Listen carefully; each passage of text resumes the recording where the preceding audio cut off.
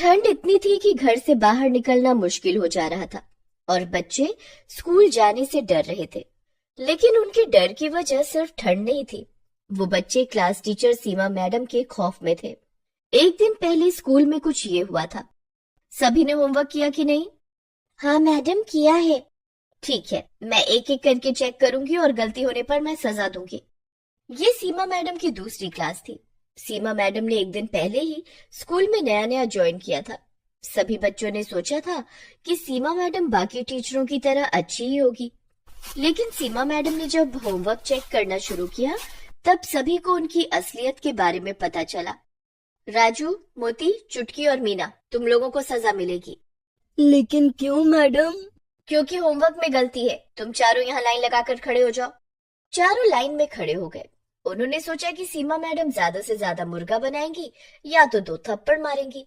लेकिन सीमा मैडम के दिमाग में तो कुछ और चल रहा था। बाहर बर्फ गिर रही थी। सीमा मैडम बाहर से बर्फ लाई और चारों के स्वेटर के अंदर घुसा दिया। इतनी कपकपाती ठंड में स्वेटर के अंदर बर्फ जाने से चारों के चारों जोर जोर से चिल्लाने लगे। बहुत ठंडा है। मैडम, मैडम बर्फ निकाल लीजिए मैडम, हमसे और गलती नहीं होगी। लेकिन सीमा मैडम ने हंसते हुए कहा, बर्फ तो मैं नहीं निकालूंगी और कोई नहीं निकालेगा। ये सजा याद रहनी चाहिए, तब जाकर तुम लोग सुधरोगे। और हाँ, ये बात अगर घर पर किसी को बताई तो और ज्यादा सजा मिलेगी। सारे बच्चे बहुत डर गए। राजू, चुटकी, मोती और मीना चारों ठंड से कांपते हुए अपनी अपनी जगह पर बैठ गए। क्लास खत्म होने के बाद सीमा मैडम बाहर चली गई। तब बाकी बच्चों ने चारों के स्वेटर से बर्फ निकाल दिया। उनको थोड़ी सी राहत मिली। लेकिन तभी सीमा मैडम वापस आ गए। किसने निकाला बर्फ? किसने किया? किसी ने उत्तर नहीं दिया। मेरे मना करने के बावजूद तुम लोगों ने स्वेटर से बर्फ निकाला। तुम सब सजा के ही लायक हो, सबको सजा मिलेगी। ये बोलकर सीमा मैडम ने सभी के स्वेटर में बर्फ घुसा दिया और शाम तक घर लौटते लौटते सभी को जुकाम हो गया। राजू की माँ सुनीता कहने लगी, क्या हो गया बेटा? सुबह तक तो तू ठीक था, अचानक से जुकाम कैसे हो गया तुझे? राजू सब कुछ सच सच बताने जा ही रहा था, लेकिन तभी उसे सीमा मैडम की बात याद आ गई। और हाँ, ये बात अगर घर पर किसी को बताई तो और ज्यादा सजा मिलेगी। ये सोचकर राजू डर गया और उसने अपनी माँ से कहा, माँ, वो बाहर बहुत ठंड है ना, ऊपर से बर्फबारी भी हो रही है, इसीलिए ठंड लग गई है। मैं कल स्कूल नहीं जाऊंगा। नहीं जाएगा? लेकिन क्यों बेटा? थोड़ा सा जुकाम ही तो है। नहीं माँ, जुकाम ठीक होने के बाद ही स्कूल जाऊंगा। नहीं बेटा, एग्जाम सर पर है, अभी स्कूल जाना ही होगा। सुनीता ने राजू की बात नहीं मानी। उसने सोचा कि राजू छोटा है इसीलिए बहाना बना रहा है। अगले दिन राजू स्कूल गया। बाकी बच्चे भी स्कूल आ गए। वो सभी सीमा मैडम के खौफ में थे। आज भी सीमा मैडम आएंगी और हमसे कुछ ना कुछ करवाएंगी।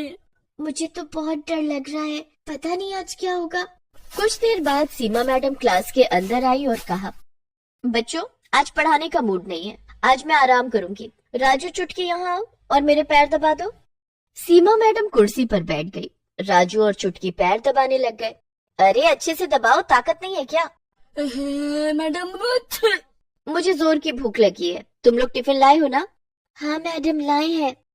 हाँ तो एक एक करके मेरे सामने टिफिन ले आओ। जिसका खाना मुझे अच्छा नहीं लगेगा उसे सजा मिलेगी। ये सुनकर डर के मारे सभी बच्चों के हाथ पैर ठंडे पड़ गए। बच्चों ने अपना अपना टिफिन लेकर लाइन बना लिया। लाइन में सबसे आगे टीना थी। उसने सीमा मैडम को टिफिन खोल कर दिया। उसमें पूरी सब्जी और गाजर का हलवा था। अरे वाह, पूरी सब्जी और गाजर का हलवा, बहुत बढ़िया, खाकर देखती हूँ। सीमा मैडम ने पूरी सब्जी और गाजर का हलवा खाया और फिर उंगलियां चाटने लग गई। बहुत स्वादिष्ट था खाना। टीना, तुम बैठ सकती हो। उफ, आज तो बाल बाल बच गई। उसके बाद मीना टिफिन लेकर आई। उसकी माँ ने पोहा बनाकर दिया था। टिफिन खोलते ही सीमा मैडम ने मुंह बना लिया। अरे छी छी छी, सारा मूड खराब कर दिया। पोहा कौन खाता है यार? पोहा क्यों लाई है? मीना डर डर कर बोलने लगी, मुझे पोहा पसंद है मैडम, इसीलिए माँ ने बना कर दिया है। पोहा कितना सूखा होता है, पोहा नदी में फेंक दो तो नदी का पानी ही सूख जाएगा। मीना मन ही मन सोचने लगी, हाय आज तो मर गई, मैडम को पोहा पसंद नहीं है। मीना, तूने मेरा मूड खराब किया है, मैं तुझे सजा दूंगी। मीना ने तुरंत रोते हुए सीमा मैडम के पैर पकड़ लिए। मुझे माफ कर दीजिए मैडम, मुझसे गलती हो गई, कल से मैं पूरी हलवा हिलाऊंगी। लेकिन सीमा मैडम को तो सजा देकर मजा आता था। उन्होंने मीना को बाहर भेजा और बाहर से एक बर्फ का बड़ा सा टुकड़ा लाने के लिए कहा। मीना ने वही किया। वो अपने हाथों से एक बड़ा सा बर्फ का टुकड़ा उठाकर अंदर ले आई। उसने सोचा यही उसकी पनिशमेंट थी, लेकिन सीमा मैडम इतनी आसानी से छोड़ने वाली थोड़ी थी। उन्होंने कहा, मीना अब अपना जूता उतार और उस बर्फ के टुकड़े पर खड़ी हो जा। क्या? मैडम मैडम प्लीज माफ कर दीजिए ना मुझे, मुझसे गलती हो गई, प्लीज मैडम। लेकिन सीमा मैडम पर रोने धोने का असर नहीं होता था। उन्होंने मीना को नंगे पैर उस बर्फ के टुकड़े पर खड़ा करके ही दम लिया और उसके बाद एक के बाद एक बच्चों की टिफिन खोलती गई और एक के बाद एक बच्चों को सजा मिलती गई।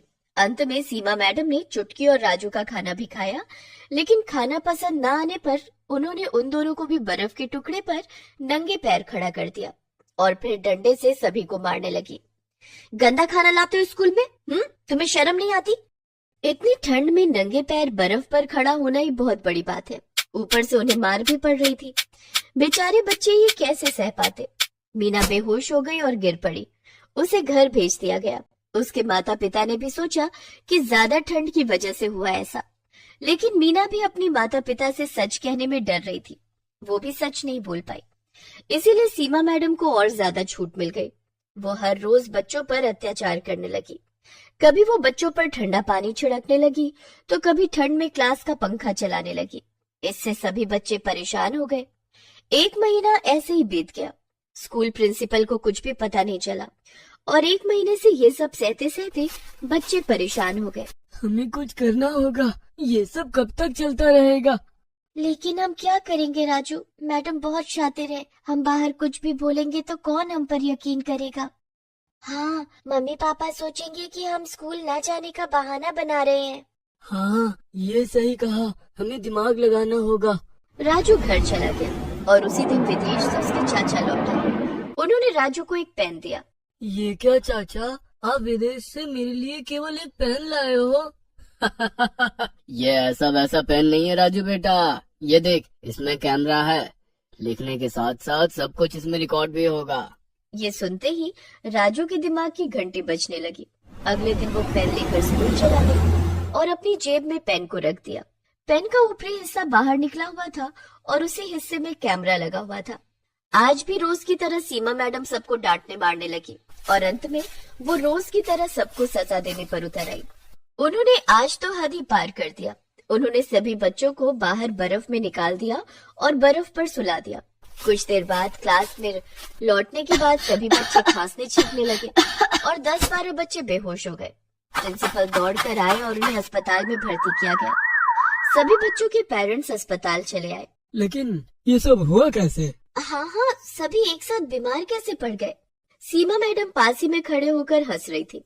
तभी राजू ने कहा, ये सब सीमा मैडम की वजह से हुआ है। क्या? मेरी वजह से? क्या बोल रहे हो तुम राजू? मैं तुम लोगों से कितना प्यार करती हूँ। झूठ, सब कुछ झूठ। ये देखिए। राजू ने पेन निकाला और उसे फोन से कनेक्ट करके सभी को सब कुछ दिखाया। सीमा मैडम की हालत खराब हो गई। इतनी ठंड में भी वो पसीने पसीने होने लगी और पेरेंट्स सीमा मैडम पर बहुत गुस्सा हो गए। उन्हें उल्टा सीधा कहने के बाद पुलिस को बुलाया गया और उन्हें जेल में भेज दिया गया। डॉक्टर ने सीमा का चेकअप करने के बाद कहा कि उन्हें एक मेंटल डिसऑर्डर है। बच्चों पर टॉर्चर करके उन्हें सुकून मिलता है। कोर्ट ने उन्हें 20 साल की सजा दी और ये भी घोषित कर दिया कि 20 साल बाद भी उन्हें कभी भी कोई भी स्कूल नौकरी नहीं दे सकता। ऐसे ही राजू की होशियारी से बहुत सारे बच्चों की जान बच गई और सीमा जेल में सड़ने लगी। अदिति 9वीं क्लास में पढ़ती थी। वो काफी मोटी थी। उसे मूली के पराठे बहुत पसंद थे। मूली के पराठे खा खा कर वो और भी ज्यादा मोटी हो गई थी। उसके मूली के पराठे खाने की आदत से सब परेशान थे। अदिति बेटा, जल्दी से नाश्ता कर लो, स्कूल की बस आती ही होगी। माँ, आपने नाश्ते में क्या बनाया है? आज तो मैंने आलू के पराठे बनाए हैं। माँ, आपको पता है ना कि मुझे मूली के पराठे कितने पसंद हैं। आप मूली के पराठे क्यों नहीं बनाती? मैं स्कूल तभी जाऊंगी जब मुझे मूली के पराठे खाने को मिलेंगे। अदिति बेटा, अभी तो गर्मियों का मौसम है। मूली का सीजन तो ठंड में आता है। ठंड का मौसम आने दे, तुझे मूली के पराठे बनाकर खिलाऊंगी। प्रॉमिस? प्रॉमिस बेटा। अदिति उस दिन आलू के पराठे खाकर और वही लंच में लेकर स्कूल चली जाती है, लेकिन उस दिन से वो ठंड के आने का इंतजार करने लगती है। अक्टूबर का महीना था। अदिति जल्दी से अक्टूबर के खत्म होने का इंतजार करने लगती है। नवंबर से ठंड शुरू हो जाएगी, तब बाजार में मूली आ जाएगी और मम्मी मुझे मूली के पराठे बनाकर खिलाएगी। अदिति दिन गिन रही थी। कुछ दिनों के बाद अक्टूबर का महीना खत्म हो गया और नवंबर का महीना शुरू हो गया था। अदिति एक दिन स्कूल बस से घर लौट रही थी, तभी उसने घर के पास देखा कि सब्जी वाला ठेले पर मूली बेच रहा था। उस दिन घर जाकर उसने अपनी माँ से कहा, माँ, बाहर सब्जी वाला ठेले पर मूली बेच रहा है, चलो ना मूली खरीद लो। प्रीति बाहर जाकर देखती है तो सब्जी वाला मूली बेच रहा था। सब्जी वाले भैया, मूली कैसे दिए? 60 रुपए किलो मैडम। इतना महंगा? बहन जी, सीजन का नया मूली है, अभी अभी बाजार में आया है, महंगा तो होगा ही। भैया 50 रुपए किलो लगा दो। नहीं हो पाएगा बहन जी, इतनी तो हमारी खरीद भी नहीं है। सब्जी वाला जाने लगता है। अदिति जिद करने लगती है, माँ, आपने कहा था कि ठंड के मौसम में आप मूली के पराठे बना कर दोगी, आपने मूली क्यों नहीं खरीदी? प्रीति को मूली खरीदनी पड़ती है। वो सब्जी वाले को रोकती है, भैया जरा रुको, 1 किलो मूली देते जाओ। ये लो बहन जी। सब्जी वाला 1 किलो मूली प्रीति को देता है। ये लो आपके 60 रुपए। मूली देखकर अदिति बहुत खुश हो जाती है। उस रात डिनर में प्रीति मूली के पराठे बनाती है। अदिति ने 4 मूली के पराठे खा लिए। माँ, मुझे एक और पराठा चाहिए। अदिति बेटा, तूने 4 पराठे पहले ही खा लिए, जरा अपने वजन की ओर भी देख, कितना ज्यादा है। इतने पराठे खाएगी तो और मोटी हो जाएगी। ठीक है माँ, अभी मत दो, लेकिन कल सुबह नाश्ते में मुझे मूली के पराठे ही चाहिए, मैं तभी स्कूल जाऊंगी। ठीक है अदिति, कल सुबह तुझे मूली के पराठे ही दूंगी। दूसरे दिन भी प्रीति अदिति को नाश्ते में मूली के पराठे बनाकर देती है। अदिति नाश्ते में भी मूली के 4 पराठे खा जाती है। अदिति, तूने रात में भी मूली के 4 पराठे खाए थे और अभी नाश्ते में भी। बेटा, इतना ज्यादा खाएगी तो और मोटी हो जाएगी। माँ, मैं मूली के पराठे देखकर खुद को नहीं रोक सकती। मूली के पराठे खाकर अदिति स्कूल चली जाती है, लेकिन वहाँ स्कूल में क्लास टीचर उसे ब्लैक बोर्ड के पास बुलाकर कहती है कि वो बच्चों को गणित का सवाल हल करके दिखाए। अदिति ब्लैक बोर्ड पर गणित का सवाल हल कर ही रही थी कि उसने बहुत गंदी गैस छोड़ दी। मूली के पराठे खाने के कारण उसकी गैस से बहुत गंदी बदबू आ रही थी। क्लास के सभी बच्चे अपनी अपनी नाक बंद करके क्लासरूम छोड़कर बाहर आ गए। क्लास में हंगामा बच गया। अदिति, ये सब क्या है? क्या तुम स्कूल आने से पहले फ्रेश नहीं होती? होती हो ना मैडम, वो क्या है कि कल रात मैंने मूली के पराठे खाए थे और आज सुबह भी मूली के पराठे खाए। क्या? कल रात भी और आज सुबह भी? हाँ, मुझे मूली के पराठे बहुत पसंद हैं। लेकिन तुम्हारी पसंद का नुकसान हम सबको भरना पड़ रहा है। लेकिन अदिति को इन सब से कोई फर्क नहीं पड़ा। वो तो अब भी मूली के पराठे खाने पर उतना ही जोर देती। घर आकर उसने अपनी माँ से कहा, माँ, मूली खत्म हो गई क्या? हाँ, खत्म हो गई, सबके पराठे बनवाकर तूने खा लिए। अदिति के पिताजी वहीं सोफे पर बैठे थे और अपने लैपटॉप पर ऑफिस का काम कर रहे थे। उन्होंने अदिति से कहा, क्या बात है अदिति, तुम्हें मूली के पराठे खाने हैं क्या? हाँ पापा। ठीक है, मैं अभी ऑनलाइन ऑर्डर कर देता हूँ, 10 मिनट में मूली आ जाएगी। शेखर, इसने कल ही तो मूली के पराठे खाए हैं और आज सुबह नाश्ते में भी मूली खाकर स्कूल गई थी। आप भी ना इसकी हर जिद मान लेते हैं। रोज रोज मूली के पराठे कौन खाता है? खाने दो ना प्रीति, वैसे भी गर्मियों के मौसम में मूली कहाँ मिलती है, सिर्फ ठंड की ही तो बात है। थोड़ी देर में घर की घंटी बजती है और डिलीवरी बॉय मूली देने आता है। अदिति खुशी खुशी मूली रिसीव करती है और किचन में प्रीति को लाकर देती है। माँ, ये लो मूली, आज रात में मूली के पराठे बनाना। प्रीति ने अपने मन में कहा, उफ, ये मूली तो मुसीबत बन गई। प्रीति ने ना चाहते हुए भी डिनर में मूली के पराठे बनाए और अदिति ने जमकर मूली के पराठे खाए।